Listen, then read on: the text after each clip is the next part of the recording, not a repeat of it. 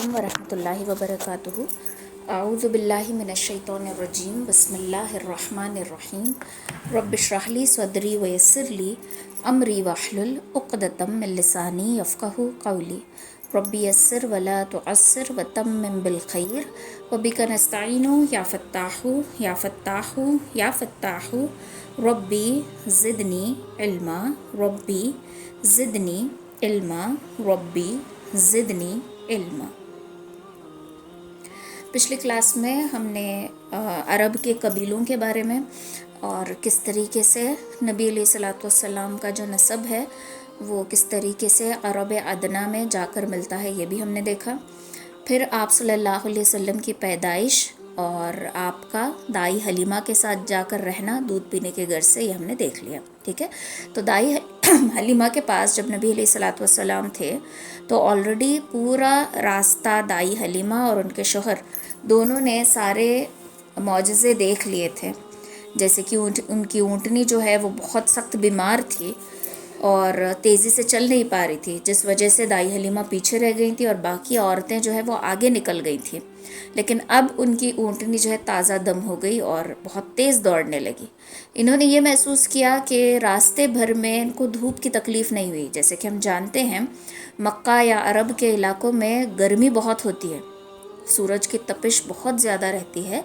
बावजूद इसके बादल का एक टुकड़ा मुसलसल आपके सर पे साया किए हुए था, जिसकी वजह से धूप इन्हें तकलीफ़ नहीं दे रही थी। फिर जैसे ही घर पहुँचे तो देखा कि बकरियों की थनें दूध से भरी हुई हैं। वो बकरियां जो दूध नहीं दे रही थी, कमज़ोर और बीमार हो चुकी थी, ऐसी बकरियां दूध, उनकी थनें जो है दूध से भर गई हैं। सारे बर्तन जो है दूध से भर गए, लेकिन अभी दूध ख़त्म नहीं हो रहा था। एक चीज़ ये देखी, दाई हलीमा के शौहर ने ये देखा कि उनके खेत जो सूखे पड़ गए थे अब उनके खेत हरे भरे हो गए। तो ये सारी चीज़ें देखकर दाई हलीमा और उनके शौहर दोनों समझ गए कि ये जो है बच्चा कोई मामूली बच्चा नहीं है, यकीनन ये बहुत बाबरकत बच्चा है और अपने साथ बहुत सारी बरकतें लेकर आया है। तो अब नबी अलैहिस्सलातु वस्सलाम दाई हलीमा के साथ रहने लगे। तो ये दाई हलीमा के मुक़द्दर ही हैं कि आप सल्लल्लाहु अलैहि वसल्लम उनके पास उस उम्र में हैं जिस उम्र में बच्चों को सजाना, उन्हें नहलाना, तैयार करना ये औरतों को बहुत ज़्यादा पसंद होता है। तो दाई हलीमा ने नबी अलैहिस्सलातु वस्सलाम की उस उम्र में परवरिश की है, तो ये उनके मुक़द्दर ही हैं कि वो नबी अलैहिस्सलातु वस्सलाम को तैयार करती होंगी, आपको लोरियाँ गाकर सुलाती होंगी। तो दाई हलीमा की एक बेटी भी थी जिनका नाम था शीमा। शीमा अपने भाई मोहम्मद से बहुत ज़्यादा प्यार करती थी और इन्हें लोरियाँ गाकर झूला झुलाया करती थी और सुलाया करती थी। और इनके हर एक लोरी में एक लाइन ज़रूर होती थी कि ए हमारे रब, हमारे मोहम्मद को बाकी रखना, इसे बहुत बड़ा आदमी बनाना, इसे बहुत मशहूर बाइज़्ज़त बनाना। ये इनकी बहन की दुआओं में हमेशा शामिल होता था, लोरी में हमेशा ऐसी दुआ शामिल होती थी।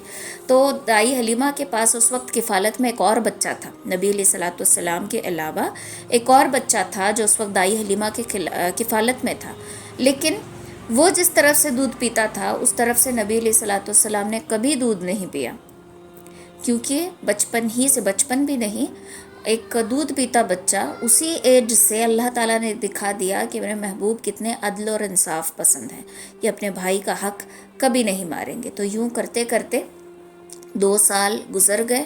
2 साल की मुद्दत कंप्लीट होने पर अब वक्त आ गया था कि नबी अलैहिस्सलातु वस्सलाम को अपने वालिदा के पास लौटाना है। तो यहाँ पर 2 बातें आती हैं। एक तो ये कि मक्का में कोई वबा फैली हुई थी जिसकी वजह से बीबी आमना ने नबी अलैहिस्सलातु वस्सलाम को दाई हलीमा के पास वापस लौटा दिया और कहा कि और 2 साल अपने पास रखो, मैं नहीं चाहती कि कोई बीमारी मेरे बच्चे को छू ले। एक और रिवायत में आता है कि दाई हलीमा, शीमा और उनके शौहर नबी अलैहिस्सलातु वस्सलाम की जुदाई बर्दाश्त नहीं कर पा रहे थे। जिस दिन नबी अलैहिस्सलातु वस्सलाम को छोड़ने का दिन था उस दिन शीमा भी रोए जा रही थी, दाई हलीमा भी रोए जा रही थी। ये तड़प देखकर बीबी आमिना ने और 2 साल अपने बच्चे को इनके साथ रखने की इजाज़त दे दी थी। तो दोनों बातों में से कोई एक बात हो सकती है, तो हम दोनों अपने नॉलेज में रखेंगे। फिर इस तरीके से दाई हलीमा के पास नबी अलैहिस्सलातु वस्सलाम और 2 साल रहने लगे। तो यहाँ पर हमें 2 बातें सीखने की मिल रही हैं। एक तो ये کہ بہن ہمیشہ اپنے بھائی کو دعاؤں کے ساتھ رکھتی ہے اور بھائی کو بھی ایسا ہی ہونا چاہیے کہ وہ بہن کے دعائیں بٹورتا رہے۔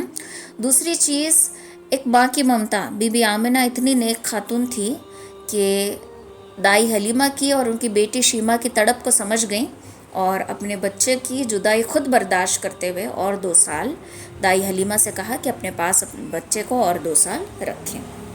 پھر یوں ہی وقت گزرتا گیا، تقریباً آپ صلی اللہ علیہ وسلم 4 سال یا 5 سال کے قریب تھے، مطلب کمپلیٹ 5 ایئرس نہیں، 5 ایئرس کے قریب تھے، یا پھر سمجھو 4 سال چند مہینے کے ہوں گے۔ تو اس وقت آپ بچوں کے ساتھ کھیل رہے تھے، اور اچانک بچے دوڑتے ہوئے دائی حلیمہ کے پاس آئے اور کہنے لگے کہ محمد کو کسی نے قتل کر دیا ہے۔ اصل میں ہوا یوں تھا کہ ایک انجان شخص آیا، اس نے آپ کے سینے پہ ہاتھ رکھا اور آپ کا سینہ چاک کر دیا، اور آپ کے سینے سے دل کو باہر نکالا، جنت کے برتن میں رکھا، زمزم کے پانی سے دل کو دھویا، اور دل میں ایک خون کا لوتھڑا ہوتا ہے، جہاں پر ہمیں سورۃ الناس میں آیت ملتی نا، الذی یوسوس فی صدور الناس، وہ جو دلوں میں وسوسے ڈالتا ہے۔ تو شیطان کیا کرتا ہے، حدیث مبارک میں آتا ہے کہ شیطان اپنی چونچ انسان کے دل میں چبھوتا ہے، اور برائی اس طریقے، کیونکہ ہمارے دماغ میں وسوسے نہیں آتے، ہمارے ہاتھ پیر میں وسوسے نہیں آتی، بلکہ ہمارے پہلے دل میں وسوسہ آتا ہے، پھر وہ وسوسہ ٹرانسفر ہوتا ہے دماغ کو، پھر ہماری باڈی اس حرکت میں آ جاتی ہے۔ تو شیطان کا کام ہوتا ہے دلوں میں وسوسے ڈالنا۔ تو یہ جہاں وسوسے ڈالتا ہے، اسی خون کے لوتھڑے کو جبریل امین اصل میں وہ آئے تھے، انہوں نے باہر نکالا، دل کو زمزم کے پانی سے دھو دیا، اور واپس اپنی جگہ پر رکھ کر سینے کو سل دیا۔ یہ جو چیز بچوں نے دیکھی تھی، مطلب پورا نہیں دیکھا تھا، سینے سے دل کو باہر نہیں، بس اتنا دیکھا اور دوڑتے ہوئے گئے۔ یہ سن کر دائی حلیمہ دوڑی آئیں اور دیکھا کہ نبی علیہ الصلوۃ والسلام ہوش میں تو تھے، لیکن ان کے چہرے کی رنگت اڑی گئی تھی، اور سینے پر سٹچز کے جیسے نشان نظر آنے لگے تھے۔ تو دائی حلیمہ ڈر گئی اور سوچنے لگی کہ اب اس بچے کو میرے پاس رکھنا خطرے سے خالی نہیں ہے، بہتر ہوگا کہ میں بی بی آمنہ کو ان کا بیٹا لوٹا دوں، کیونکہ اگر اس کی جان کو کچھ ہو گیا تو میں آمنہ کو کیا جواب دوں گی، اور ہے ایک ہی بیٹا، تو بہتر ہوگا کہ میں لوٹا دوں۔ تو اس طریقے سے 4 سال دائی حلیمہ کے ساتھ نبی علیہ الصلوۃ والسلام رہے، اور پھر اپنی والدہ کے ساتھ رہے۔ جب آپ صلی اللہ علیہ وسلم تقریباً 6 سال کے تھے، تو اس وقت بی بی آمنہ اپنے سسر سے اپنی خواہش ظاہر کرتی ہیں کہ میں کچھ سال اپنے مائکے، کچھ دن اپنے مائکے جانا چاہتی ہوں، اور وہاں پہ جا کر آنا چاہتی ہوں۔ تو دادا بھی کہتے ہیں کہ ٹھیک ہے چلی جاؤ، اور ساتھ اپنی باندھی لے کر جانا، اور ان کی باندھی کا نام تھا ایمن۔ اچھا، عربی میں ایک چیز ہوتی ہے ایمن، ہم نام بھی رکھتے ہیں نا، ایمن، ہانی، بریرہ، تو ایکچولی یہ ایمن نام نہیں ہوتا۔ عرب میں کیسے ہے، عورت کو اس کے نام سے نہیں پکارا جاتا۔ ایمن یعنی کہ ایمن کی امی، ہانی یعنی کہ ہانی کی امی، ویسے ہی ابو غفار یعنی کہ غفار کے ابو، اوکے، ابو عبداللہ، ابو قاسم، قاسم کے ابو، عبداللہ کے ابو، اس طریقے سے عرب کا یہ نام پکارنے کا طریقہ ہے۔ تو ویسے آپ کی باندھی ایمن کے ساتھ نبی علیہ الصلوۃ والسلام اور بی بی آمنہ مدینہ چلی گئی۔ مدینہ میں کچھ دیر ٹھہری، اور تقریباً مکہ سے مدینہ 500 کلومیٹر کا جو سفر ہے انہوں نے طے کیا۔ اپنے مائکے کچھ دن رکی، اب واپسی کا دن آیا۔ نبی علیہ الصلوۃ والسلام فرماتے ہیں کہ میں چھوٹا سا بچہ تھا، اور مجھے اتنی سمجھ بوجھ نہیں تھی۔ میں نے دیکھا کہ میری والدہ ایک مقام پر رکی ہوئی ہیں، اور کسی گہری سوچ میں تھی، اور زار و قطار رونے لگی تھی۔ میں نہیں جانتا میری ماں کیوں رو رہی تھی، لیکن ان کو روتا دیکھ کر میں بھی رونے لگا۔ دراصل ہوا یوں تھا کہ واپسی کے وقت بی بی آمنہ عبداللہ کی قبر پر رکی تھی۔ ہو سکتا ہے کہ سوچ رہی ہوں کہ تم ایک وعدہ کر کے گئے تھے واپس آنے کا، اور تم لوٹ کر کبھی نہیں آئے۔ میں تمہاری نشانی کو اپنے ساتھ لے کر جیتی رہی، تم تو اپنے وعدے کو پورا نہیں کر سکے، لیکن آج اپنے وعدے کے مطابق میں تمہارے در پہ آئی ہوں۔ کسی گہری سوچ میں ہوں گی، اور ہم امیجن کر سکتے ہیں کہ ایک عورت جس کی اتنی چھوٹی عمر میں شادی ہوئی ہے، پھر وہ پریگننٹ بھی ہے، اور پریگننسی کے دنوں میں اس کے شوہر کا انتقال ہو جائے، اس کا شوہر اس دنیا سے چلا جائے تو اس کے دل پہ کیا گزرتی ہوگی.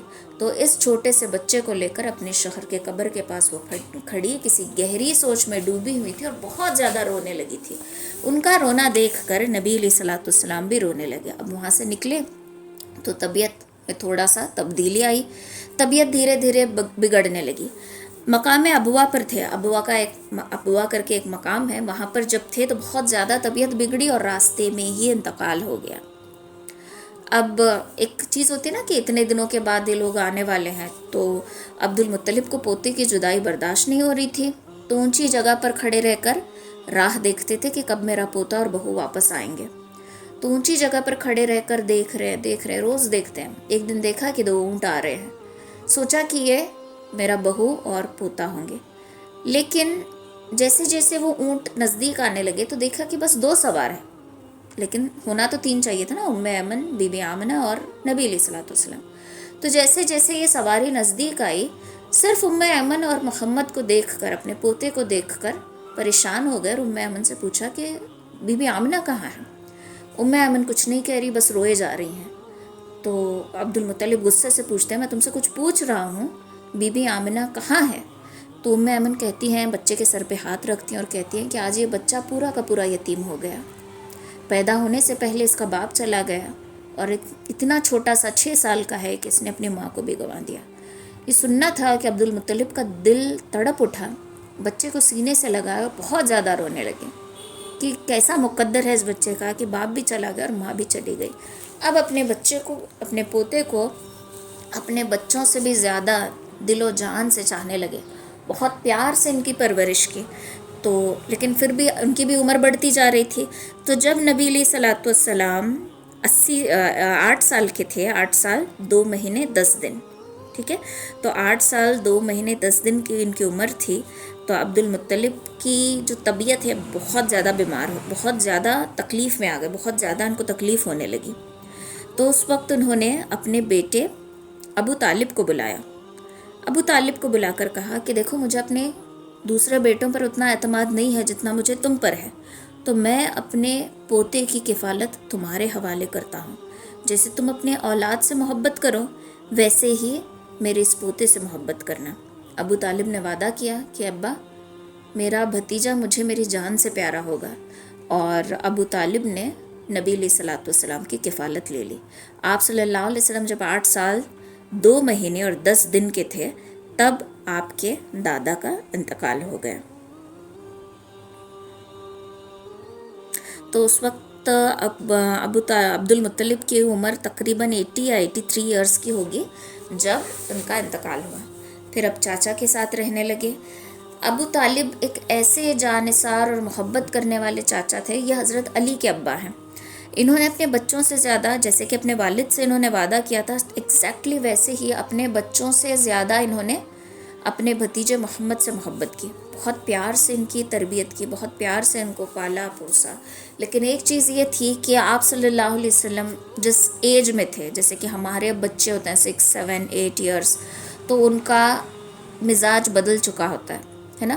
جب بچہ 2 3 4 ایئرس کا ہے، 5 ایئرس تک کا بھی ہوا اپنے ہمارے کنٹرول میں رہتا ہے. 6 7 8 وہ ذرا سا آؤٹ آف کنٹرول ہو جاتا ہے، اس کو سنبھالنا مشکل ہو جاتا ہے. پھر اس کے بعد اس کی ایک مزاج، اس کی ایک فطرت الگ ہو جاتی ہے. پھر جب ٹین ایج پر آتا ہے تو ایک دم ایگریسو ہو جاتا ہے. پھر ایک ایج پر آتا ہے جب وہ ہمیں کنٹرول کرنے کی کوشش کرتا ہے. تو تبدیلی آتی رہتی ہے. لیکن نبی علیہ الصلوۃ والسلام نے ایسی کوئی بات نہیں پائی گئی.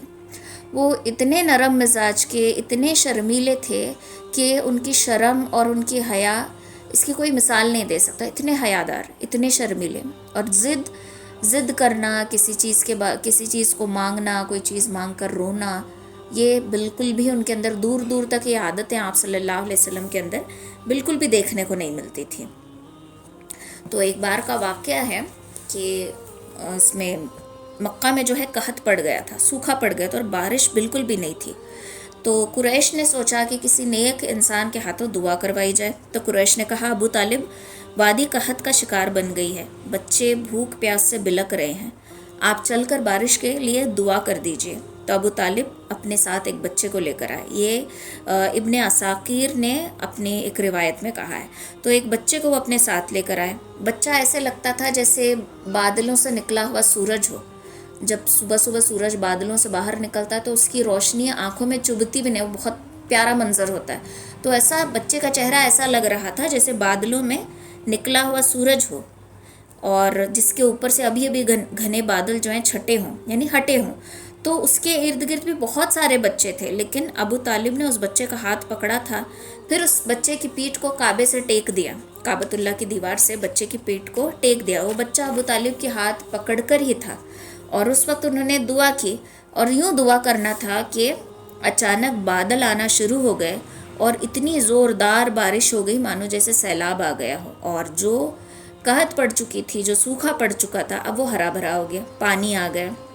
تو ابو طالب نے کہا کہ وہ خوبصورت ہیں, ان کے چہرے سے بارش کا فیضان طلب کیا جاتا ہے, یتیموں کے ماوا اور بیواؤں کے محافظ ہیں. تو اس طریقے سے آپ صلی اللہ علیہ وسلم کو مخاطب کیا گیا تھا, اور یہ میرا بھتیجا ہے. انٹروڈکشن جو آپ صلی اللہ علیہ وسلم کا کیا گیا ہے اس طریقے سے کیا گیا کہ یہ میرا بھتیجا ہے, خوبصورت ہے, اس کے چہرے سے بارش کا فیضان طلب کیا جاتا ہے, یہ یتیموں کا ماوا ہے اور بیواؤں کا محافظ ہے.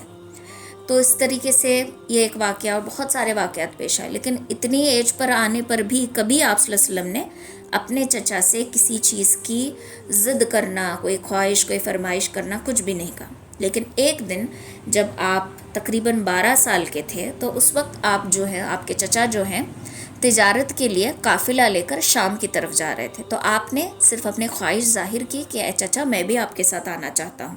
اب بھتیجے کو انکار نہیں کر سکے اور کہا کہ چلو تمہیں اپنے ساتھ لے کر چلتا ہوں. تو یہ سفر جو ہے ملک شام کا تھا, شام کی طرف جانا تھا. تو جب سفر پر نکلے تو بصرہ مقام پر پہنچے. بصرہ جو ہے شام کا ایک مقام ہے جو حوارین کا مرکز ہے. اس وقت یہ جزیرۃ العرب کا, عرب کے رومی مقبوضات کا دارالحکومت تھا, دارالحکومت جہاں پر احکامات ہوتے ہیں, یا وہاں کا مرکز تھا یہاں پر بصرہ اس میں. تو یہاں پر ایک بہت مشہور راہب تھا جس کا نام جرجیس تھا, اور اس کا لقب جو ہے بحیرہ تھا. جرجس نامی ایک راہب, اس کا لقب بحیرہ تھا. یہ کبھی اٹھ کر اپنے گرجا گھر سے باہر کبھی بھی نہیں آتا تھا, لیکن اس بار یہ خود اٹھ کر باہر آیا, اور جو قافلہ آیا تھا مکہ سے, ان کی خود کھانے پینے کی ذمہ داری, میزبانی خود اس نے کی. اور جب یہ ابو طالب کے پاس گیا تو کہنے لگا, آپ صلی اللہ علیہ وسلم کا ہاتھ پکڑا اور کہنے لگا کہ یہ بچہ سید الانبیاء ہے, یہ بچہ خاتم المرسلین ہے, تو اس بچے کو تم واپس بھیج دو تو بہتر ہوگا.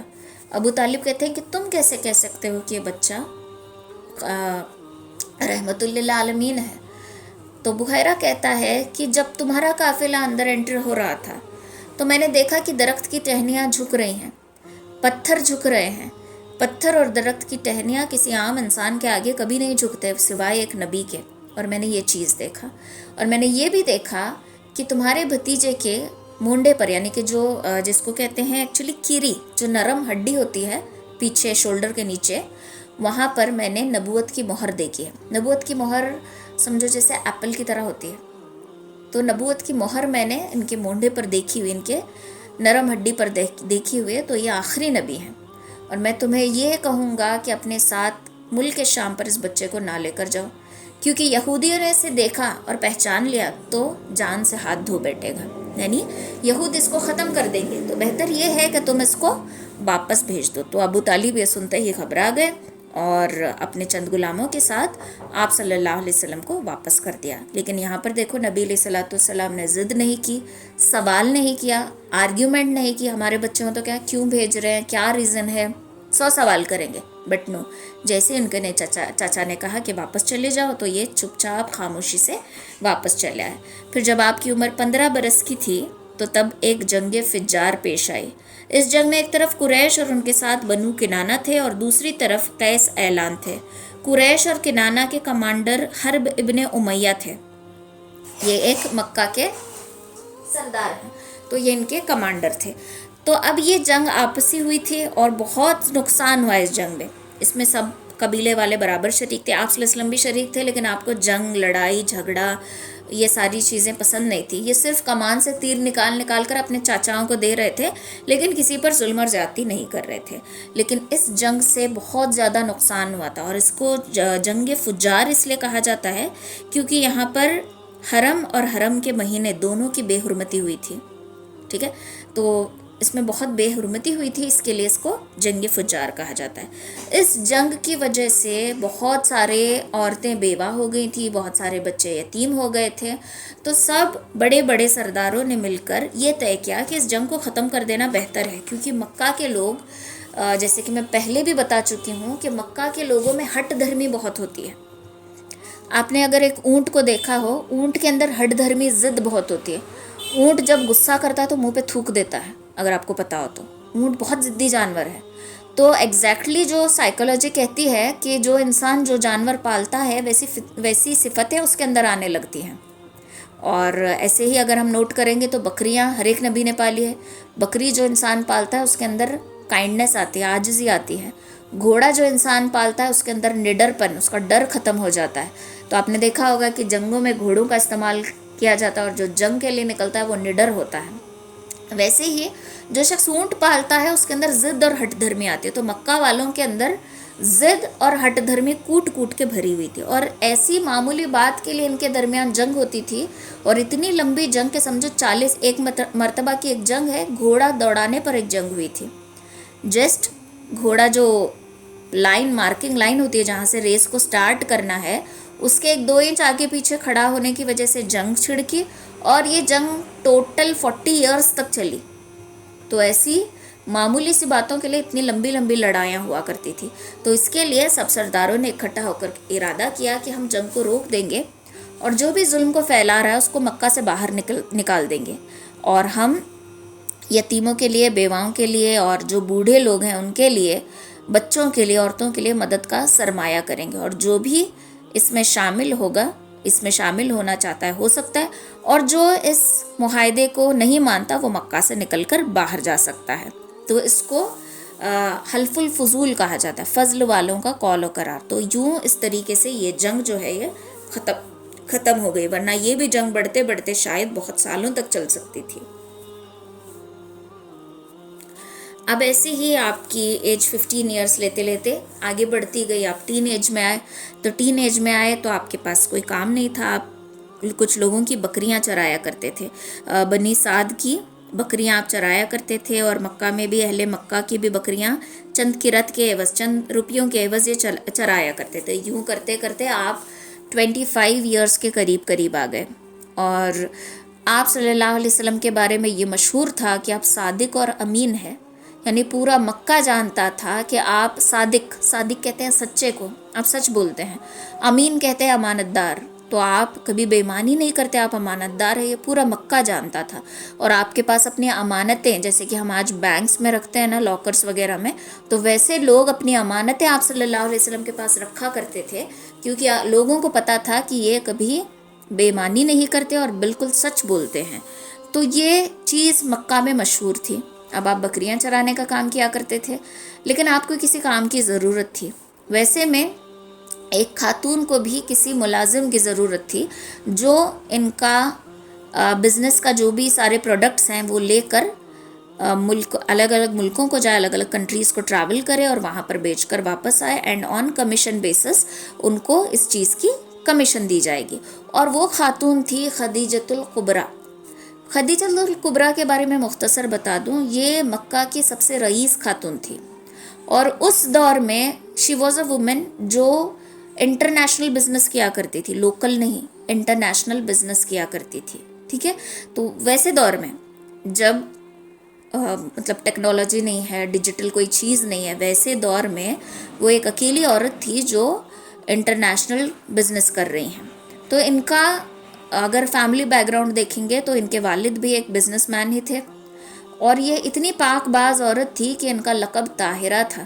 لوگ ان کو طاہرہ کہتے ہیں, پاک, طہارت سے ہے نا ورڈ پاک, تو لوگ ان کو طاہرہ کہہ کر پکارتے تھے. یہ ایک مرتبہ بیوہ اور ایک مرتبہ ان کا طلاق ہوا تھا. تو بعض کتابوں میں آتا ہے کہ دونوں مرتبہ طلاق ہوئی تھی، بعض میں آتا ہے کہ دونوں مرتبہ ان کا 2 بار یہ بیوہ ہوئی تھی۔ اب چونکہ یہ بہت رچ تھی، بہت سٹیبل خاتون تھی، تو ہر ایک انسان نے، مکہ کے بڑے بڑے سرداروں نے اپنے اپنے نکاح کا پرپوزل انہیں کیا تھا، لیکن انہوں نے سب کو ریجیکٹ کیا۔ اب ان کے بزنس میں ہو رہا یہ تھا کہ یہ خود جاتی نہیں تھی، ٹریول نہیں کرتی تھی، یہ اپنے ہاتھ نیچے کسی کو بھیجتی تھی جو جا کر ان کا سارا بزنس کا سامان ہے وہ دوسرے کنٹریز میں بیچتا تھا، اور پورا فائدہ لے کر ان کے پاس آتا تھا، سارا حساب کتاب دیتا تھا، پھر اس جتنی بھی سیل ہوئی ہے اس پر ایک پرٹیکولر ایک کمیشن ہوتا تھا جو لے جانے والے کو دیا جاتا تھا۔ لیکن یہاں پر کیا ہو رہا تھا کہ ان کو دھوکہ مل رہا تھا، ان کے ٹرانزیکشن میں، ان کے پیسوں میں کچھ گڑبڑ ان کو محسوس ہو رہی تھی۔ تو ان کو تلاش تھی ایک ایسے شخص کی جو ایمانداری سے یہ کام کرے۔ اب ابو طالب کہتے ہیں کہ خدیجہ کو ایک شخص کی تلاش ہے جو ان کا تجارتی قافلہ ہینڈل کر کے لے کر جائے۔ تو آپ صلی اللہ علیہ وسلم کہتے ہیں کہ بات تو صحیح ہے، لیکن میں جا کر خود کام مانگوں، یہ تھوڑا سا مجھے ہیزیٹیٹ ہو رہا ہے۔ تو اتنا کرنا تھا کہ اچانک اسی دن حضرت خدیجہ خود اپنے غلام میسرہ کو بھیجتی ہیں آپ صلی اللہ علیہ وسلم کے پاس، اور وہ آ کر کہتے ہیں کہ خدیجہ آپ کو بلا رہی ہیں۔ تو آپ صلی اللہ علیہ وسلم جاتے ہیں اور خدیجہ کہتی ہیں کہ میں نے آپ کے بارے میں بہت سنا ہے کہ آپ سچے اور امانت دار ہیں۔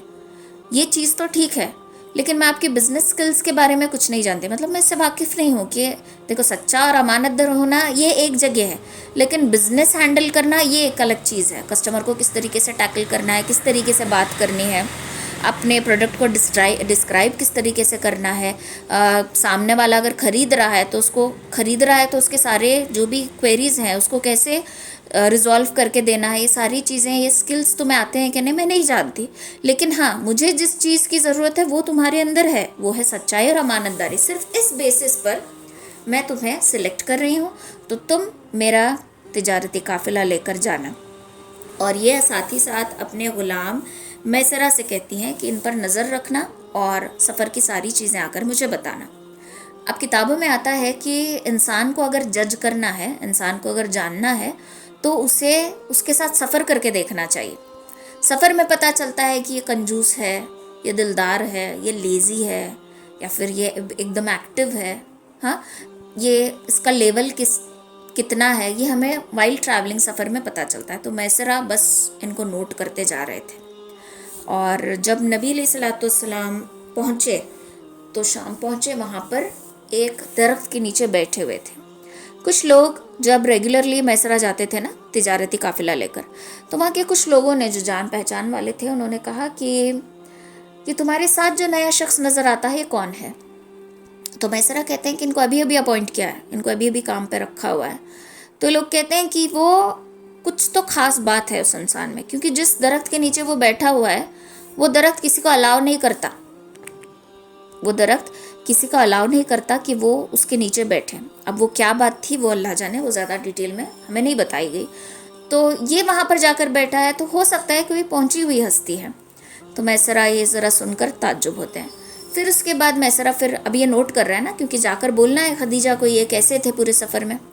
تو جب ایک کسٹمر آتا ہے تو نبی علیہ الصلوۃ والسلام اس سے ڈیل کر رہے تھے، بات جم نہیں رہی تھی، تو اب وہ سامنے والا انسان نبی علیہ الصلوۃ والسلام کو امپریس کرنے کے لیے کیا کہتا ہے کہ میں لات اور عزیٰ کی قسم کھا کر کہتا ہوں، جیسے میں پچھلی کلاس میں بتا چکی ہوں کہ حبل، لات، عزیٰ، منات یہ کعبۃ اللہ میں رکھے ہوئے بہت مشہور بت تھے۔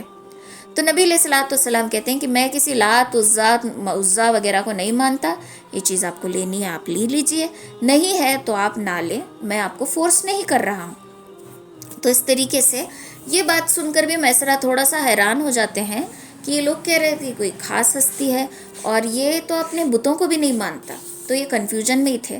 اب ایسے تیسے کر کے پورا بزنس کا جو سفر تھا وہ ختم ہو جاتا ہے، پورا پروفٹ لے کر حضرت خدیجہ کے پاس آتے ہیں۔ حضرت خدیجہ پروفٹ دیکھ کر حیران ہو جاتی ہیں کہ اتنا فائدہ، کبھی آج تک اتنا منافع نہیں ہوا، اور ایسا بھی نہیں ہے کہ چیٹ کر کے بیچا ہو یا خراب چیز کو اچھا بتا کر بیچا ہو، نہیں، بلکہ انہیں دھوکہ اتنا ملتا تھا کہ انہیں پورا منافع نہیں ملا کرتا تھا، اس بار ان کو پورا منافع ملا ہے۔ تو یہ دیکھ کر حیران ہو جاتی ہے، اور جتنی کمیشن دینی تھی اس سے زیادہ کمیشن آپ صلی اللہ علیہ وسلم کو دیتے ہیں. اور اب میسرہ سے پوچھتے ہیں کہ بتاؤ سفر کے کیا کیا حالات تھے. تو میسرہ سب کچھ بتاتا ہے کہ یہ بہت نیک ہے، ان کے اخلاق بہت اچھے ہیں، میں تو ان کے ساتھ آپ نے کہا تھا کہ ان پر نظر رکھنا ہے، لیکن میں ان کا غلام ہو گیا، مطلب میں فدا ہو گیا ان پر، ان کے اخلاق، ان کے بات کرنے کا طریقہ، ان کا جو رویہ ہے، سب کچھ دیکھ کر. تو یہ سن کر پہلے تو یہ ساری چیزیں دیکھ کر حضرت خدیجہ امپریس ہو گئی تھی، اور یہ باتیں باقی باتیں دیکھ کر یہ اور زیادہ امپریس ہو گئی، اور اب ارادہ کیا کہ میں ان سے نکاح کروں گی. لیکن اب خود اپنے نکاح کا پرپوزل تو نہیں دے سکتی، تو سوچ رہی تھی کہ کس طریقے سے اپنے نکاح کا پیغام اپنی خواہش میں ظاہر کروں. تو یہ اپنی سہیلی سے کہتی ہیں ساری بات. سہیلی کا نام تھا نفیسہ. تو یہ نفیسہ بنت منبہ تھی، اور انہوں نے کہا کہ اتنی سی بات ہے، میں جا کر بات کرتی ہوں. تو نفیسہ جاتی ہے نبی علیہ الصلوۃ والسلام کے پاس اور سارا معاملہ سمجھاتی ہیں. جب آپ راضی ہوتے ہیں تو پھر یہ جاتی ہیں ان کے چچا کے پاس، ساری بات چیت طے ہو جاتی ہے اور نکاح بھی مقرر ہو جاتا ہے. تو اس وقت حضرت خدیجہ کی عمر جو ہے 40 سال تھی، اور آپ صلی اللہ علیہ وسلم کی عمر 25 رننگ تھی. ٹھیک ہے، دونوں کی عمر میں اتنا ڈفرنس تھا. آج ہمارے یہاں کیسے لڑکیاں ڈھونڈتے ہیں کہ لڑکی کی عمر چھوٹی رہنا، لڑکے کی عمر زیادہ رہنا. کیوں؟ عورت ایک سٹیج پہ جا کر اس کے چہرے کے چینجز ہو جاتے ہیں، اور مرد کے اندر وہ چینجز نہیں آتے، بیکاز ڈیلیوریز وغیرہ کے بعد عورت کے جسم میں، اس کے فیس پر سب کچھ تبدیلیاں آ جاتی ہیں. مرد میں تو ایسی تبدیلیاں نہیں آتی، تو اس کے لیے عورت چھوٹی عمر کی چنی جاتی ہے. لیکن یہ ساری چیزیں ہمارے بنائے ہوئے ہیں. اگر ہم آپ صلی اللہ علیہ وسلم کی زندگی پر غور کر کے دیکھیں تو آپ نے یہ چیز نہیں دیکھی. آپ نے کس کو چنا؟ ایک ایسی عورت جو آپ سے 15 سال عمر میں بڑی، پلس جو اس سے پہلے جن کے بچے بھی ہو چکے ہیں اور جن کے 2 شوہر بھی رہ چکے ہیں، ایسی عورت کا انتخاب کیا، وہ بھی اپنی پہلی شادی کے لیے. تو اب آپ صلی اللہ علیہ وسلم کا نکاح ہو گیا. نکاح ہونے کے بعد یہ ایگزیکٹلی اگر ہم دیکھیں گے تو ملک شام سے جب یہ تجارت کا قافلہ لے کر واپس آئے تھے نا، اس کے ایگزیکٹ 2 مہینے کے بعد کی بات ہے. تو آپ نے مہر میں، بعض روایت میں آتا ہے کہ 20 اونٹ دیے تھے، بعض روایت میں آتا ہے کہ 500 درہم دیے تھے. یہ ایگزیکٹ ہے، باقی وہ اتنے 12 سکے دیے تھے، ساری جو باتیں ہیں وہ اوتھینٹک نہیں ہے. یہ 2 چیزیں ہیں، یا تو 500 درہم دیے تھے یا پھر 20 اونٹ دیے تھے، اور بعض روایت میں یہ بھی آتا ہے کہ دونوں دیے تھے، یعنی 20 اونٹ اینڈ 500 درہم مہر میں دیے تھے. تو یہ ایک نکاح تھا. حضرت خدیجہ فرماتی ہیں کہ آپ صلی اللہ علیہ وسلم سے نکاح سے پہلے میں نے دیکھا تھا کہ میرے آنگن میں سورج آیا ہے، سورج میرے آنگن میں آ کر اترا ہے، اور اس کی روشنی سے میرا آنگن چمک رہا ہے، اور وہ چمک باؤنس ہو کر میرے گلی چمک رہی ہے، وہ باؤنس ہو کر مکہ چمک رہا ہے، مکہ چمکتے ہوئے پورا عرب چمک رہا ہے، اور پورا جہان چمک رہا ہے سورج کی روشنی سے. تو ہو سکتا ہے اس خواب کی تعبیر یہ ہو کہ آپ کی زندگی میں نبی علیہ الصلوۃ والسلام کا آنا، پھر آپ کا نبی بننا، پھر آپ کی روشنی سے پورے عالم میں روشنی مل جانا. تو یہ آپ کی خواب کی تعبیر تھی کہ آپ کا ان سے نکاح ہو گیا. تو اب جب نبی علیہ الصلوۃ والسلام کا حضرت خدیجہ سے نکاح ہوا تو حضرت خدیجہ سے آپ صلی اللہ علیہ وسلم کو بہت زیادہ محبت تھی. یہ ان کی پہلی بیوی تھی، اور آپ کے نکاح میں ہوتے ہوئے آپ نے کسی اور سے نکاح نہیں کیا. ابراہیم کے علاوہ رسول اللہ صلی اللہ علیہ وسلم کی باقی تمام اولادیں حضرت خدیجہ ہی سی تھی. سب سے پہلے قاسم پیدا ہوئے، اور انہی کے نام پر آپ کی کنیت، آپ صلی اللہ علیہ وسلم کی کنیت ابو القاسم ہے. پھر زینب رضی اللہ تعالیٰ عنہ، پھر رقیہ رضی اللہ تعالیٰ عنہ، پھر ام کلثوم رضی اللہ تعالیٰ عنہ، پھر حضرت فاطمہ رضی اللہ تعالیٰ عنہ، اور پھر ان کے بعد عبداللہ پیدا ہوئے. عبداللہ ان کے بیٹے تھے، اور ان کا لقب جو ہے طیب اور طاہر تھا. آپ کے سب بچے جو لڑکے تھے وہ بچپن ہی میں فوت ہو گئے، بچپن ہی میں سب بچوں کا انتقال، لڑکوں کا انتقال ہو گیا، لڑکیاں باقی رہیں. اور اس وجہ سے آپ بہت زیادہ غمزدہ تھے، اور لوگ کہیں نہ کہیں آپ کے اوپر ہنسا، کیونکہ عرب کا جیسے کہ ہم جانتے ہیں، عرب میں لڑکی مطلب اس کو اتنا وہ نہیں تھا، اتنی عزت نہیں دی جاتی تھی جہاں لڑکے کو عزت ملتی تھی. اور جس کا لڑکا نہیں ہوتا تھا اس کو ابتر کہا جاتا تھا. ابتر جڑ کٹا ہوا. ٹھیک ہے، ابتر ایک ایسا لفظ ہے، ایسا درخت جس کی جڑیں کٹی ہوئی ہوں، تو ایسے لقب سے انسان کو بلایا جاتا تھا. تو آپ صلی اللہ علیہ وسلم کے بیٹے جو تھے ان کے انتقال ہو گئے اور لڑکیاں باقی رہیں. پھر آپ جب 35 ایئرس کے تھے تو اس وقت قریش والوں نے یہ سوچا کہ خانہ کعبے کی تعمیر کی جائے، مطلب آلریڈی ہے، لیکن بارش وغیرہ سے دیواریں جو کچی تھی وہ ان میں دراریں پڑ گئی تھی، تو اچھی خاصی ان کی کنسٹرکشن کی جائے۔ تو کعبہ کے جو ہائٹ تھی وہ زیادہ نہیں تھی، دیواروں کی ہائٹ زیادہ بھی نہیں تھی، چھت بھی پراپر نہیں تھی، اور جیسے کہ ہم جانتے ہیں کہ کعبۃ اللہ دنیا کے بیچوں بیچ ہے، جب بارش وغیرہ آتا تھا تو پورا پانی پہاڑوں کے بیچ سے فلو ہو کر نیچے کی طرف آتا تھا، اور اس کی وجہ سے کعبے کی دیواریں ڈیمیج ہو جاتی تھی، تو اس کے لیے سب نے سوچا کہ دیواروں کو تھوڑا سا اونچی کی جائے۔ تو آپ صلی اللہ علیہ وسلم اور باقی سب نے مل کر یہ ریکنسٹرکشن سب نے کیا، اور اب آیا وقت حجر اسود کو، حجر کہتے ہیں عربی میں پتھر کو، جو کالا پتھر ہوتا ہے اس کو واپس اپنے جگہ پر رکھنا۔ اب یہاں پر پھر باقی سرداروں میں بحث ہونے لگی کہ ہم رکھیں گے اور تم رکھیں گے، اور یہ بحث اتنی لمبی پکڑی کہ ڈر تھا کہ اب پھر سے ایک جنگ ہونے والی ہے۔ تو ان میں سے کسی نے کہا کہ اچھا ایک کام کرتے ہیں، صبح تک کا انتظار کرتے ہیں، صبح سویرے جو سب سے پہلے کعبے کی صحن میں آئے گا اس کو ہم پوچھیں گے کہ کیا کرنا ہے، اور جو بھی رائے وہ دے گا ہم اس پر عمل کریں گے۔ تو سب لوگ ہاں بولتے ہیں اور ریڈی ہو جاتے ہیں۔ جیسے ہی دوسرا دن آتا ہے، صبح سویرے سب سے پہلے نبی علیہ الصلوۃ والسلام کعبے کی صحن میں آتے ہیں۔ جیسے ہی آپ کو کعبے کی صحن میں سب دیکھتے ہیں تو کہتے ہیں کہ یہ تو محمد ہے، مرحبا، کہ یہ جو فیصلے کرتے ہیں یہ کوئی اس میں مطلب نا انصافی یا پارشلٹی ایسا کچھ نہیں ہوتا، تو یہ جو بھی بولیں گے ہم اس پر لبیک کریں گے۔ تو آپ صلی اللہ علیہ وسلم کعبے کی صحن میں آتے ہیں، ایک چادر منگواتے ہیں، چادر منگوا کر اس میں حجر اسود کو رکھتے ہیں، سارے سرداروں کو بلاتے ہیں اور کہتے ہیں کہ چادر کو اٹھاؤ اوپر۔ سب مل کر جب چادر کو اوپر اٹھاتے ہیں تو حجر اسود سینٹر میں آ جاتا ہے، آپ خود اس پتھر کو اٹھا کر اپنے جگہ پر رکھ دیتے ہیں۔ تو اس طریقے سے یوں ہوا کہ سب کے ہاتھ پتھر کو لگے اور سب خوش بھی ہوئے، اور ایک بڑی جنگ ہونے سے رک گئی۔ تو اس طریقے سے آپ صلی اللہ علیہ وسلم نے ایک بڑا ایسے مسئلے کو سارٹ آؤٹ کر دیا۔ تو آپ صلی اللہ علیہ وسلم کی اب 35 تھی، 35 یہ عین جوانی کی عمر ہے۔ اب دھیرے دھیرے ان کے اندر میچورٹی آنے لگی، مطلب ایک ایج ہوتی ہے نا ہر ایک انسان کی، ٹین ایج ہے، پھر اس کے بعد شادی ہوتی ہے، پھر 35 تقریباً 36 ایئرس تک اس کی وہ جو جوانی کی ایج ہوتی ہے، پھر دھیرے دھیرے دنیا داری کی سمجھ آنے لگتی ہے، تجربہ آنے لگتا ہے۔ تو جب انسان 40 ایئرس کی عمر میں پہنچ جاتا ہے تو اس کو دنیا داری بھی سمجھ میں آتی ہے، لوگوں کا ہاؤ بھاؤ وہ کس مزاج کا ہے، لوگ کس طریقے سے کیا کیا کرتے ہیں، لوگوں کی فطرت، سب کچھ انسان سمجھ جاتا ہے۔ تو جو 40 ایئرس کی عمر ہوتی ہے یہ بہت زیادہ میچورٹی کی ایج ہوتی ہے۔ تو 40 ایئرس تک آپ کی زندگی کیسی تھی؟ آپ صلی اللہ علیہ وسلم کی زندگی صرف اچھائیاں کرنے میں مصروف رہتی تھی۔ آپ یتیموں کو کھانا کھلایا کرتے تھے، بھوکوں کو کھانا کھلایا کرتے تھے، اور جو بیوائیں ہوتی تھی، جو مسکین، جو لاچار اپاہج ہیں، بوڑھے ہیں، سب کی مدد کیا کرتے تھے۔ اینڈ مدد کرنے میں دیکھو حضرت خدیجہ کبھی پیچھے نہیں رہی۔ اب جیسے کہ ہم جانتے ہیں حضرت خدیجہ ایک رئیس خاتون ہے، تو ہو سکتا ہے کہ وہ بولیں کہ میں اپنا مال کیوں دوں، میں اپنا پیسہ اس میں کیوں لگاؤں، نہیں، انہوں نے کبھی ایسا نہیں کہا، بلکہ اپنے شوہر کے ساتھ ہر ایک نیک کام میں آپ کے ساتھ ساتھ رہیں، ہمیشہ آپ کو سپورٹ کیا، اور ہمیشہ جو ہے ہر ایک چیز میں آگے بڑھ کر اپنا مال خرچ کرتی رہیں۔ تو آپ نے ہمیشہ ہر ایک کی مدد کی ہے، ہر ایک کے ساتھ اچھائی کا معاملہ کیا ہے۔ اس کے ساتھ ساتھ پرستش کی اگر بات آئے تو آپ نے کبھی شرک کام نہیں کیا۔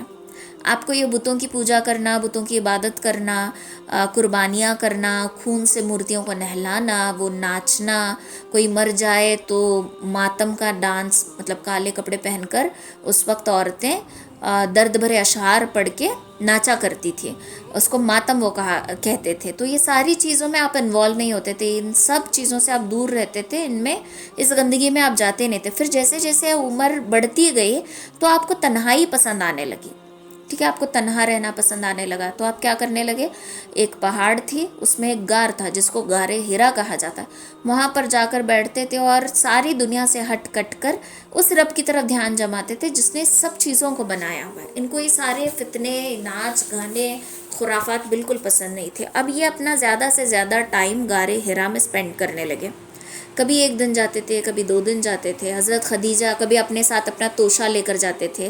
حضرت خدیجہ کیا کرتی تھی، کبھی کبھار ان کے لیے روٹی وغیرہ، پانی، شوربہ جو بھی ہے باندھ کر لے کر جاتی تھی۔ تو ایک دن کی بات ہے جب آپ کی عمر 40 سال کی تھی، آپ جب اس غار میں تھے تو بہت دیر تک واپس نہیں آئے۔ ابو طالب بھی پریشان کہ اتنے دن کبھی یہ غار میں نہیں رہا ہے، اتنے دن کیوں یہاں پر ہے, کوئی بات ہے, کوئی مسئلہ ہے, پریشان ہے. تو اس دن ایک دن کیا ہوتا ہے کہ آپ غار حرا میں ہی تھے اور اپنے تنہا بیٹھے ہوئے تھے. اچانک ایک سایہ آیا اور وہ سایہ بہت ہی الگ تھا. نہ اس کے سر نظر آ رہے ہیں, نہ پیر نظر آ رہے ہیں. ایسا لگ رہا ہے کہ سر آسمانوں کے پار ہے, پیر زمینوں کے پار. ایک پر سے پورا مشرق چھپا ہوا ہے تو ایک پر سے پورا مغرب چھپا ہے. تو اتنی بڑیا کچھ سایہ ہے, کیا ہے سمجھ میں نہیں آ رہا, ڈر گئے. اب یہ جو تھا اس نے آپ کے دونوں مونڈھوں کو پکڑ کر دبایا, شولڈرز کو پکڑا اور دبایا اور کہا اقرا. آپ نے کہا انا امی, مجھے پڑھنا لکھنا نہیں آتا. دیکھو یہاں پر ذرا سی بیچ میں بھی اختلاف ہوئے تھے نا کہ آپ کو ان پڑھ کہا, اس کے لیے بہت بڑا ایشو ہوا تھا. تو میں تھوڑا سا اس کو ڈیفائن کر دیتی ہوں کہ امی کا مطلب وہ ہوتا ہے کہ جو پڑھا لکھا نہیں ہے, مطلب کہ لکھنا پڑھنا نہیں آتا بٹ ہوشیار ہے. ٹھیک ہے, بک پین اسکول ایجوکیشن یہ چیز نہیں ہوئی ہے بٹ ہوشیار ہے, اس کو کہتے ہیں امی. ایک ہوتا ہے ان پڑھ, جس کو پڑھنا لکھنا کچھ بھی نہیں آتا, لین دین پیسے کتنے ہیں گنتی وغیرہ کچھ بھی نہیں آتی, اس کو کہتے ہیں ان پڑھ. ٹھیک ہے, امی کا اگر ترجمہ کریں گے تو ان پڑھ ہی آتا ہے, لیکن دونوں میں ڈفرینس ہے. اور ایک ہوتا ہے جاہل. جاہل کبھی کبھار ڈگری والا بھی ہو سکتا ہے, کسی کے پاس بڑی بڑی ڈگریاں ہیں لیکن جہالت کوٹ کوٹ کے بھری ہے. جہالت ان دا سینس کیسی جہالت, رویوں میں اکڑ پن, کیونکہ میرے پاس ڈگری ہے اس لیے اکڑ.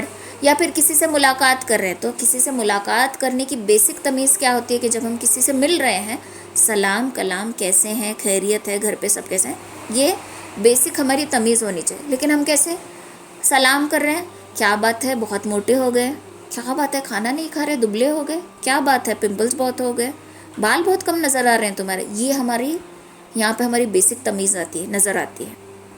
ٹھیک ہے, تو یہ پڑھے لکھے ڈگری والے انسان ہوتے ہیں جو اس طریقے سے کنورزیشن کو اپنے سٹارٹ کرتے ہیں.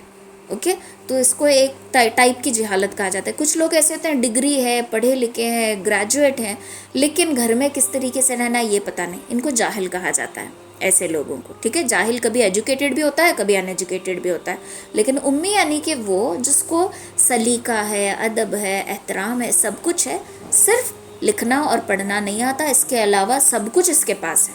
ٹھیک ہے, تو آپ نے کہا کہ انا امی, کہ میں مجھے پڑھنا لکھنا نہیں آتا ہے. اور امی کا ایک مطلب یہ بھی لیا جا سکتا ہے کہ جو ماں کے پیٹ سے جیسے بچہ پیدا ہوا, معصوم ہے, پڑھنا لکھنا اس کو کچھ نہیں آتا, تو ایسی معصومیت کو بھی امی کہا جاتا ہے. تو انہوں نے کہا کہ انا امی, تو پھر یہ جو سایہ تھا اس نے پھر سے زور سے دبا اور کہا اقرا اقرا, پڑھ. تو کہتے ہیں کہ انا امی, مجھے پڑھنا نہیں آتا. پھر سے تیسری دفعہ دبایا اور کہا اقرا. انہوں نے پھر سے وہی ریپیٹ کیا کہ میں امی ہوں, مجھے پڑھنا نہیں آتا.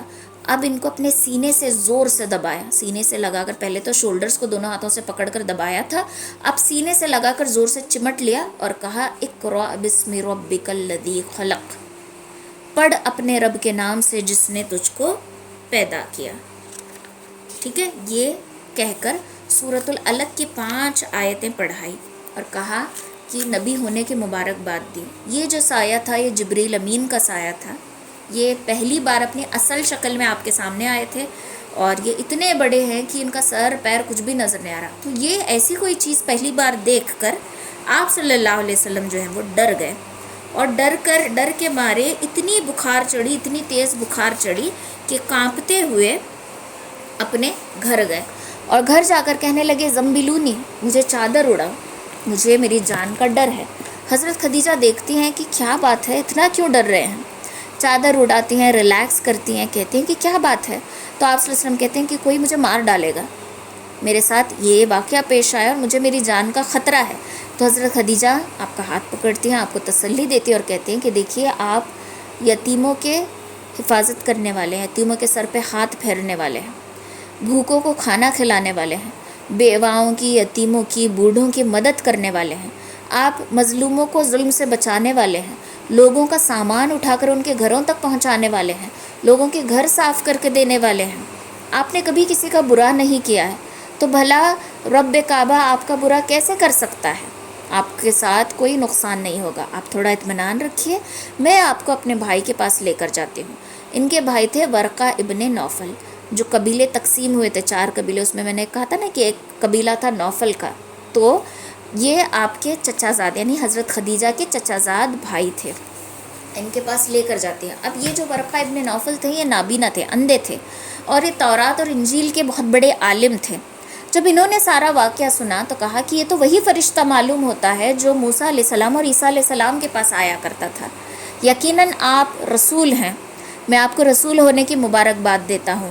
کاش کہ میں اس وقت تک زندہ رہوں جس وقت آپ کی قوم کے لوگ آپ کو باہر نکال کر دیں گے.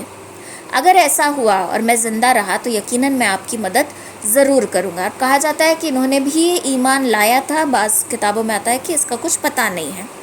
تو اس کے کچھ دنوں بعد ورقہ ابن نوفل کا جو ہے وہ انتقال ہو گیا. جیسے ہی آپ کو پتہ چلا کہ آپ اللہ کے رسول ہوئے ہیں، حضرت خدیجہ بنا کوئی سوال کیے آپ پر ایمان لے کر آتی ہیں اور کہتی ہیں لا الہ الا اللہ محمد الرسول اللہ، کہ میں تسلیم کرتی ہوں، مان لیتی ہوں کہ اللہ کے سوا کوئی عبادت کے لائق نہیں ہے اور آپ اللہ کے رسول ہیں. اور خوشی خوشی دونوں گھر لوٹ آتے ہیں. اب یہاں پر ایک چیز جو ہمیں سیکھنے کی ہے وہ یہ ہے کہ جب شوہر کسی پریشانی کی وجہ سے ٹینشن میں ہو کر، خوف زدہ ہو کر آپ کے پاس آئے تو اس کو تسلی دینی چاہیے. ہم کیا کرتے ہیں، وہ بیچارہ پہلے ہی ٹینسڈ ہو کر آیا رہتا ہے اور اس کی ٹینشن کو ہم اور زیادہ بڑھا دیتے ہیں. کیسے؟ سمجھو کوئی بزنس میں لاس ہو گیا اور پریشان ہو کر آیا ہے، جیسے ہی آپ کو لاس کا پتہ چل رہا ہے تو ارے بچوں کی فیس کس طریقے سے دیں گے، گھر کا کرایہ دینا ہے، لائٹس بل بھرنی ہے، راشن بھرنا ہے، یہ ساری چیزیں، اور اس کو ہم بول کرنا پہلے سے بیچارہ ڈر گیا ہے، ٹوٹ گیا ہے، اس کو ہم اور توڑ رہے ہوتے ہیں. یہ بہت بری عادت ہوتی ہے ہمارے اندر. ٹھیک ہے، تو یہاں پر حضرت خدیجہ سے ایک سیکھ لینی ہے کہ جب آپ کا شوہر بے بس ہو جائے، پریشان ہو جائے، اس کو کچھ سمجھ میں نہیں آ رہا، ڈر گیا ہے، اس کی ہمت ٹوٹ رہی ہے، تو آپ کو حضرت خدیجہ کی طرح اس کا سپورٹ سسٹم بننا ہے. ٹھیک ہے، تو ایک چیز ہمیں یہاں پر سیکھنی ہے. اب جیسے ہی یہ چیزیں حضرت ابوبکر کو پتہ چلتی ہے، حضرت ابوبکر آپ کے بہت خاص دوست تھے، تو انہوں نے فوراً کلمہ پڑھ لیا اور اقرار کر لیا کہ میں گواہی دیتا ہوں کہ آپ اللہ کے رسول ہیں. پھر اس کے بعد بچوں میں سب سے پہلے حضرت علی آپ کے اوپر ایمان لے کر آتے ہیں، اور غلاموں میں سب سے پہلے حضرت زید ابن حارث. ایکچولی حضرت زید ابن حارث کون تھے؟ حضرت خدیجہ رضی اللہ تعالیٰ عنہ کے پاس کے کزن میرے بھائی جو ہیں ایک بچہ لا کر دیتے ہیں. ٹھیک ہے، اور یہ غلام کے طور پہ گفٹ دیتے ہیں. ہم جیسے یہاں پہ گفٹس ایکسچینج کرتے ہیں نا، تو اس دور میں غلام بھی گفٹ کے طور پہ دیا کرتے تھے. تو یہ حضرت زید جو ہیں ایکچولی حضرت خدیجہ کے غلام تھے، لیکن آپ صلی اللہ علیہ وسلم کے ساتھ ایسا اٹیچمنٹ تھا کہ خدیجہ کہتی ہیں کہ ان کو آپ ہی رکھ لیجئے، ان کا اور آپ کا جو کنیکشن ہے وہ بہت اسٹرانگ ہے. تو اس طریقے سے حضرت زید جو ہیں آپ صلی اللہ علیہ وسلم کے پاس رہیں. اور پھر کتابوں میں یہ بھی آتا ہے کہ ایکچولی حضرت زید ابن حارثہ جو ہیں وہ بچپن سے، مطلب غلاموں کے خاندان سے نہیں تھے، کہیں کسی وجہ سے یہ اپنے فیملی سے الگ ہو چکے تھے، کہیں کھو گئے تھے اور کسی نے لا کر ان کو بازار میں بیچا ہوا تھا. تو جب پتہ چلتا ہے لوگوں کو کہ ہمارا بیٹا یہاں پر ہے تو وہ آ جاتے ہیں اپنے بھائی کو مانگنے کے لیے، اپنے بیٹے کو مانگنے کے لیے. تو آپ صلی اللہ علیہ وسلم کہتے ہیں کہ دیکھو یہ میں ہوں اور یہ آپ کا بچہ ہے، آپ کی مرضی ہے، یہ جانا چاہے تو اپنے ساتھ آپ اس کو لے جا سکتے ہیں. تو اس وقت حضرت زید کہتے ہیں کہ نہیں، میں بھلے ہی آپ کے خاندان کا بیٹا ہوں لیکن مجھے اس زندگی سے بہتر محمد صلی اللہ علیہ وسلم کا غلام بن کر رہنا بہت زیادہ عزیز ہے، تو میں یہیں رہنا چاہتا ہوں. تو اس طریقے سے حضرت زید آپ صلی اللہ علیہ وسلم کے ساتھ ہی رہے، اور یہ آپ صلی اللہ علیہ وسلم کے رسول بننے کے بعد کی شروعات کی زندگی ہے. تو اب کیا تھا کہ آپ کو سیکریٹلی لوگوں تک دین پہنچانا تھا، کھلم کھلا نہیں. اللہ تعالیٰ نے بس رسول بنایا اور یہ بات اتنی ہی اب پتہ ہے، اور بہت دنوں تک وہی نہیں آئی. لیکن جبریل علیہ السلام آپ صلی اللہ علیہ وسلم کے پاس آیا کرتے تھے، کیونکہ جیسے ہی آپ پہلی بار آئے تھے تو آپ ڈر گئے تھے، تو ابھی وہ چیز دل میں بنی نہیں ہے نا، تو اس کو اور زیادہ اسٹرانگ بنانے کے لیے جبریل امین بار بار آ کر آپ صلی اللہ علیہ وسلم سے ملاقات کیا کرتے تھے. لیکن اب تک کوئی وحی جو ہے وہ نازل نہیں ہوئی تھی. تو پہلی وحی جو نازل ہوئی سورہ علق کی صرف شروع کی 5 آیتیں نازل ہوئی. اور یہاں پر ایک اور پیغام ہمیں ملتا ہے، پہلی وحی جو قرآن کی شروعات ہوئی ہے اقرا سے ہوئی ہے، اقرا پڑھ. تو یہاں پر اللہ تعالیٰ یہ پیغام اس امت کو یہ بھی دینا چاہ رہا ہے کہ تمہیں پڑھنا لکھنا علم حاصل کرنا بھی ضروری ہے نا.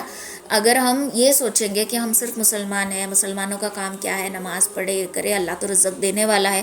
بہت سارے لوگ ہیں ہمارے کمیونٹی کے جو یہ سوچتے ہیں کہ تعلیم ضروری نہیں ہے، علم ضروری نہیں ہے.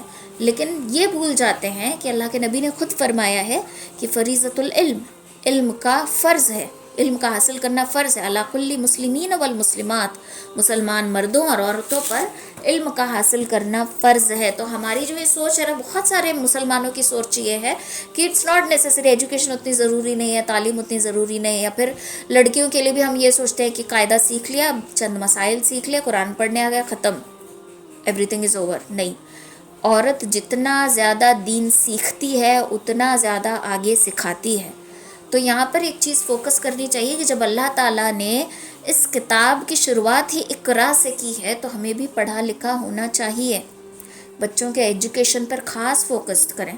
ہم پڑھے لکھے نہیں ہیں تو کیا ہوا، بچوں کو پڑھا لکھا بنائیں، دین اور دنیا دونوں سکھانا ہے۔ ایسا نہیں کہ صرف ہم دین سکھا رہے ہیں اور دنیا نہیں سکھا رہے، دنیا داری بھی سکھانی ہے، دینداری بھی سکھانی ہے، تاکہ وہ اپنے دنیا کو دین کے رنگ میں رنگ کے زندگی گزار سکے۔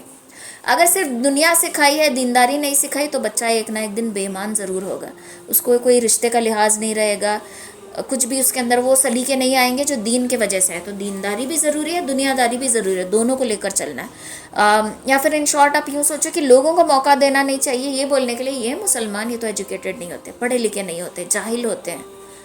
اپنے آپ کو ایک نمونہ بنانا ہے نا۔ ہم سب ایک امت ہیں اور ہم سب ریپریزنٹ کر رہے ہیں اپنے دین کو، اپنے اسلام کو، اپنے مذہب کو، اپنے نبی کو، اپنے اللہ کو ہم ریپریزنٹ کر رہے ہیں۔ تو لوگوں کو یہ ویٹ نہیں کرنا کہ ہمارے دین کو اس طریقے سے ریپریزنٹ کرو، ہمارے دین کا ایسی شکل بنا کر لوگوں میں دکھاؤ، نہیں، خود ایک ریپریزنٹیشن بننا ہے۔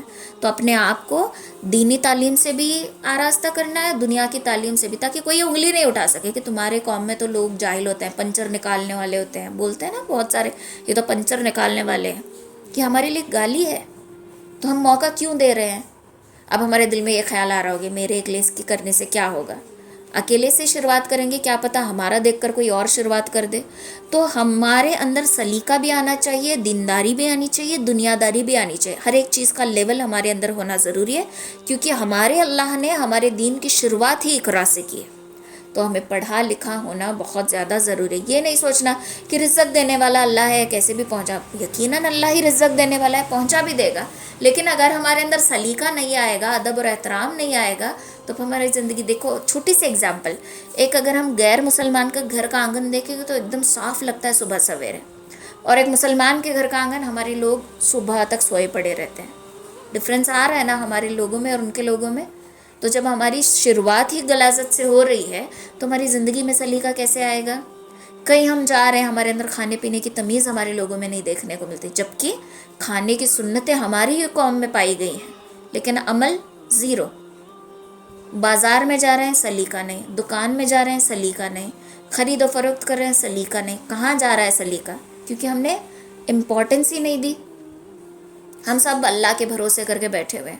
ہم ایسی قوم ہے جو انتظار کر رہے ہیں کہ کوئی موسیٰ آئے گا اور فرعون کے لشکر کو لے کر ڈوب جائے گا، ہم خود وہ بننے کی کوشش نہیں کرتے۔ تو اس کے لیے یہ بہت امپورٹنٹ پوائنٹ ہے، ہمیں دھیان میں رکھنا چاہیے کہ تعلیم، تربیت دونوں بہت زیادہ ضروری ہیں۔ اگر انفارچونیٹلی ہمیں اپنے بچپن میں وہ مل نہیں سکی تو کوشش یہ کرو کہ ہمیں تو نہیں ملی ہے، اب ہم اس کو حاصل کر لیں گے، لیکن اپنے بچوں کو ان سے محروم نہیں رکھیں گے، کیونکہ آج ہمارا بچہ پڑھے گا، لکھے گا، تعلیم یافتہ بنے گا، دیندار بنے گا، سلیقہ مند بنے گا، تو آگے چل کر میری نسل بھی سلیقے والی بنے گی۔ یہ چیز اپنے دماغ میں لے کر ہمیں چلنا ہے، ٹھیک ہے؟ تو آج کے لیے اتنا کافی ہے۔